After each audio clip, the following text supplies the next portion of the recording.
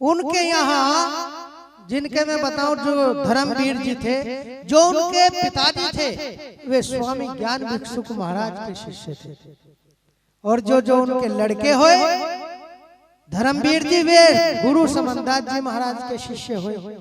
तो उन्होंने अपने एक साधु को जो है सेवक गुरु महाराज का बनवा दिया। अब जब सेवक बन गया तो जो है पूजा पाठ में लग गया, गुरु महाराज की भजन बंदगी में लग गया। अब जब भजन बंदगी में लगता है तो तुमने देखा है कि धीरे धीरे धीरे धीरे जब सफाई होती है ना, जब सफाई होती है और झाड़ू लगती है, जब घर में कौन सफाई करता है? झाड़ू। और जब ज्यादा कूड़ा हो जाता है तो उस पर जोर पड़ता है, फिर मुड़ जाती है झाड़ू जब ज्यादा कूड़ा इकट्ठा हो जाता है। तो इसी तरीके से वो प्राणी गुरु महाराज की जब शरण में लगा तो विकार उस पे झीले नहीं, और उसके घरवाली के एक ऐसी बीमारी हो गई कि उस बीमारी के कारण वो जो उसकी धर्म पत्नी थी सूखती चली गई, और वो जो है गुरु महाराज को ढूंढने के लिए इधर उधर भटकता रहा। जहां भी ये देखे कि भाई गुरु जी यहाँ है, वहां चला जा तो गुरु जी उससे आ गए कहीं और दूसरे काम में चले। फिर पता चले 2-4 दिन में फिर पता चला भाई गुरु जी कहाँ हो, गुरु जी तो आज सत्संग वहां है। बस जैसे ही वहां जावे वो गुरु जी उससे पहले विदा होगा कहीं और दूसरे जिले में चले गए।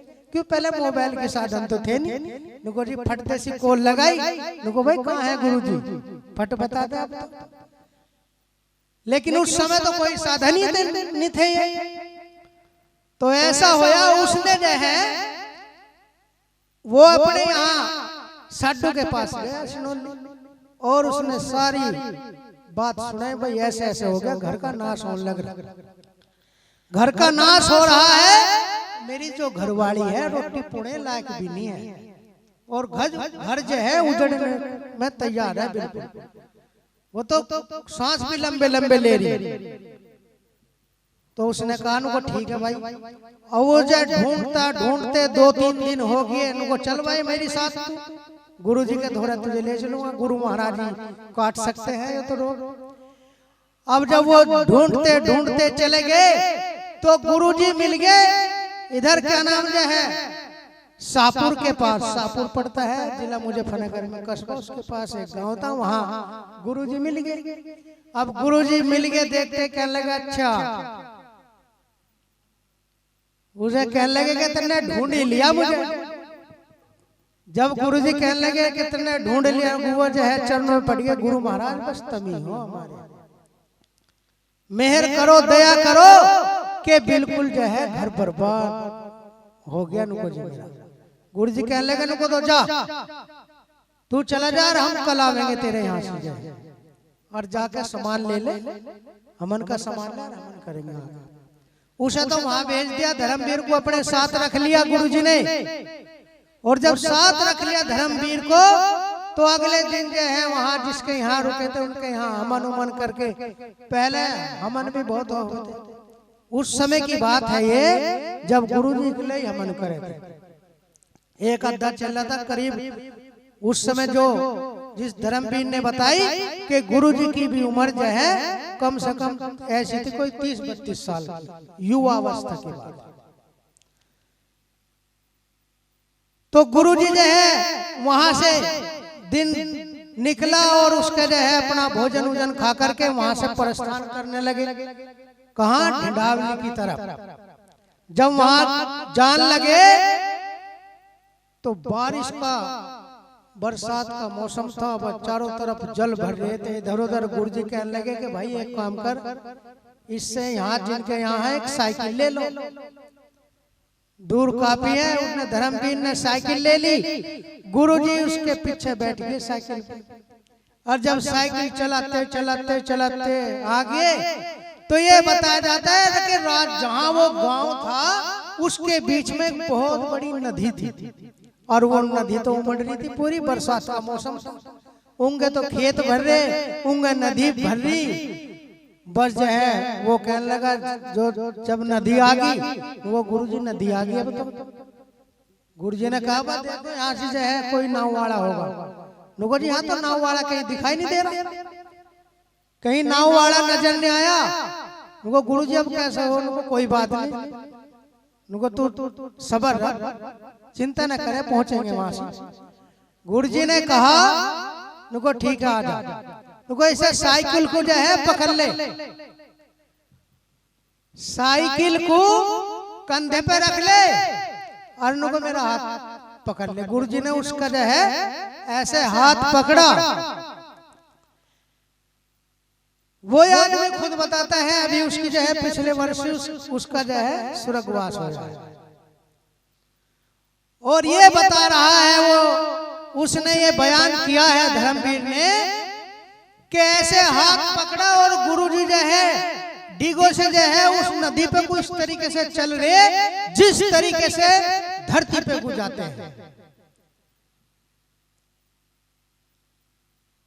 और वो कहता है कि मैं अचरज मान गया कि भाई ये कैसा चमत्कार है, ऐसा तो मैंने कभी सुना था कि आकाश में उड़ रहे या पानी पे कुछ चल रहे, लेकिन आज तो मैंने अपनी आंखों से देख लिया। सतगुरु समदास जी महाराज की कि आज तो मैंने अपनी आंखों से ये देख लिया।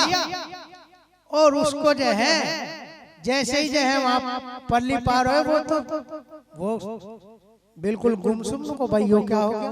गुरुजी ने कहा चिंता मत ना करे, तू चल, फिर साइकिल चला, नदी पार होते फिर बैठ के चले गए। और जब उस गांव में पहुंचे और जो वो बीमारी थी, जो गुरु महाराज के सेवक थे वो स्त्री थी, उसके ऐसी भयंकर बीमारी, ये बताया जाता है कि जब गुरु महाराज ने हवन करा तो ऐसा हवन में ऐसी बदबू, ऐसी सड़ान आरी के इसमें जो है जैसी जो है चिता जलती है, वो जो बवालता वो गुरु महाराज ने सब वहीं भस्म कर दिया, उसमें सब नष्ट कर दिया। और एक रात वहीं रुके और अगले दिन उसी स्त्री ने, जो गुरु महाराज की परम शिष्य थी, उसी ने सेवक थी, उसी ने अगले दिन गुरु महाराज पे माथा टेक करके और सुबह खाना बनाया अपने हाथ से, गुरु जी को खाना खिलाया। तो ऐसे ऐसे गुरु महाराज ने रोग कट्टे हैं। जब लगी जनता वो खुशबू, वो परम, जिसे कहते हैं ना परम, तो वो परम है। क्यों? जो परम सत्ता है वो आती है, फेरा लगाती है, जिस तरीके से बरसात आ जाती है और सब जो है काड़ा कुरकटा सब जितना भी है मैल कुचैल नालियों का इनका सबको बहा करके अपने में मिला लेती है, और वो नदी नाले में चला जा करके कहाँ समा जाता है? समुद्र में जाकर के। इसीलिए गुरु महाराज को जो है हमें अपने तन मन धन से मानना चाहिए। क्यों? तन से तो इसलिए मानना चाहिए कि हमें किसी पर अत्याचार नहीं करना चाहिए तन से। मन से हमें ऐसे मानना चाहिए कि अपने विचारों में गुरु का ही नाम रहे। जब गुरु रविदास जी ने कहा मन चंगा तो कठौती में गंगा, अगर मन में गुरु का नाम रहेगा तो तुम्हारा हर काम सिद्ध और कामयाब होता चला जाएगा। तो इसीलिए तन और मन और धन में ये कहा है कि धन जो है इस पे कभी घमंड नहीं करना चाहिए। चाहे किसी के पास कितना भी पैसा आ जाए, कितना भी धन आ जाए, हमेशा ये सोचना चाहिए कि ये सतगुरु का है, मालिक का है, और इसे कुछ अपने में से दान पुण्य भी गुरु महाराज के कार्यों में करना चाहिए, जिससे का हमें आगे मिल जाए। जब तुम्हें मनुष्य जीवन मिलेगा तो तुम्हें आर्थिक स्थिति सुधारने के लिए किस चीज की जरूरत है? माया की जरूरत है। संसारिक प्राणी को माया की जरूरत है। तुम माया दे दो, चाहे कितना भी तपस्वी हो, और उसमें माया नहीं दी जा रही और उसने माया दे दी घर गृहस्थी को, चाहे वैसा ही हो, लेकिन वो उसके लिए सब कुछ है। क्योंकि संसारिक जो है ये माया पता नहीं क्या क्या करा देती है। तो इसीलिए गुरु महाराज का नाम जपते रहो,